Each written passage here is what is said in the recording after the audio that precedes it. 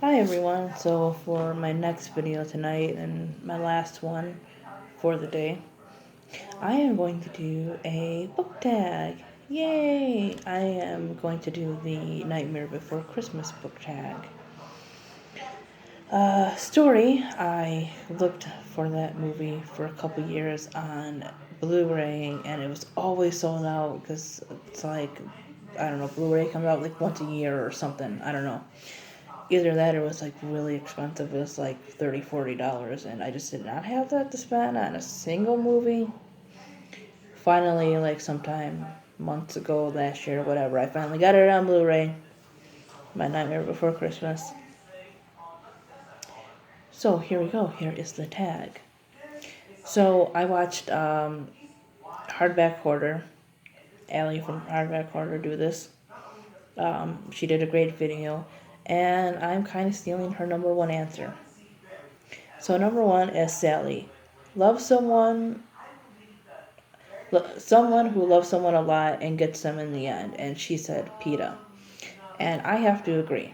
I was pretty much Team PETA, even though I don't really care for love triangles, even though the book to me really didn't have a love triangle, but whatever.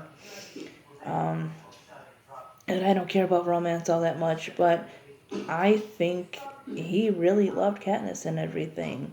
Not only did he basically save her from starvation, he declared on national television that he loved her, even though they were going into a game where only one of them was allowed to live. He didn't care. That was pretty much the last thing he was going to say to all of them. It was that. Another one, though, I'd have to go with from the series that they wanted to be together, at least that's what the book implied from the beginning, would be Finnick and Annie. But that one ends a little bit more in a tragedy, but I won't go into it if you haven't read the series. But I really did like Finnick and Annie. Jack, a character who longs for more. And for this one, I'd have to say Jonas from The Giver. Once he started receiving the memories, Jonas wanted to know more about how the world was and about the freedoms we used to have, according to the world. And you started to kind of long for them with him. Zero, a sidekick character. And I picked Balder from Going Bovine. So Balder is a talking lawn gnome who claims he is the son of Odin. And I believe it was supposed to be Loki who turned him into a lawn gnome. So that whole thing there is just hilarious. The next one is Oogie Boogie, a book with a wicked villain. And I don't remember his name because these are Japanese names and they're not something I'm totally used to. But I would definitely go with the teacher from Battle Royale. I mean, come on. Halloween Town. Creepy, a book with a creepy theme. And a lot of them. Um, some of the ones I just mentioned, honestly, if you really look deep enough, it's pretty creepy. Um,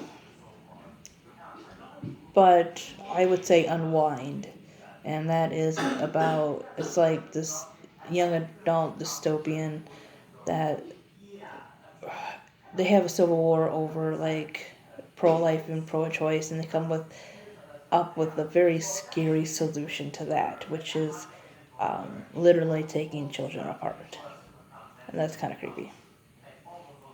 Christmas Town, a book that made you feel warm and fuzzy, and for this, I would probably have to go with Matilda.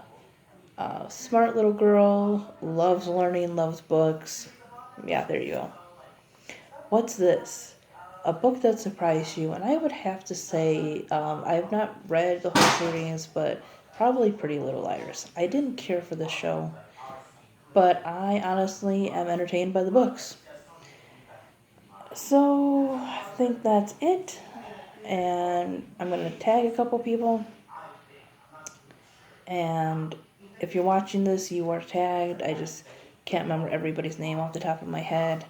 So I tried to write a few down. So Todd the Librarian, Matilda Gothica, Time for Books, Mindy's Book Journey, Night Fear, Unicorn Hunter Books, Cats and Cameras, and The Lost Reader.